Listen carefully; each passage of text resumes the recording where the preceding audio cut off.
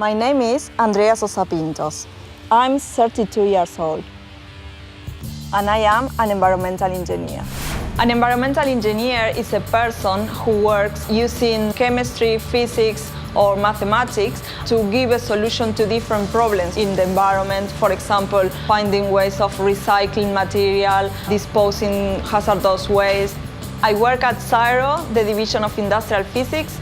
As an environmental engineer, my work consists of treating contaminated soil samples using a technique called high-power ultrasound.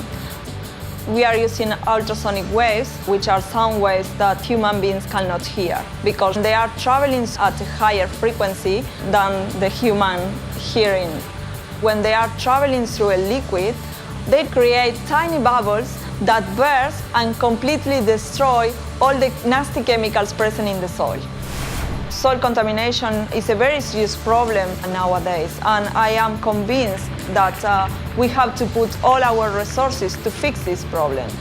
My bachelor degree was actually in chemical engineering, so there I learned about different chemical industries and also about all the damage that different chemicals can do into the environment.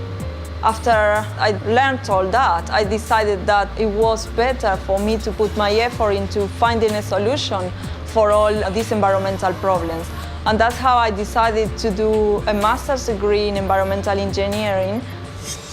The main personal skills used in my job are strong analytical skills. You also need to identify problems and being able to put pieces of science together to find what's the best solution available for that problem.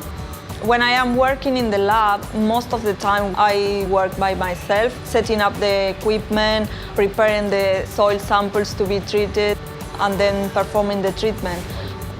Once we realized that the experiments inside the lab were working properly, we decided that we had to take this into a bigger scale. And that's how we started designing the pilot plant, so we could treat larger quantities of soil. The important part of the ultrasonic technology we are using to clean up contaminated soils is that it's a completely green process.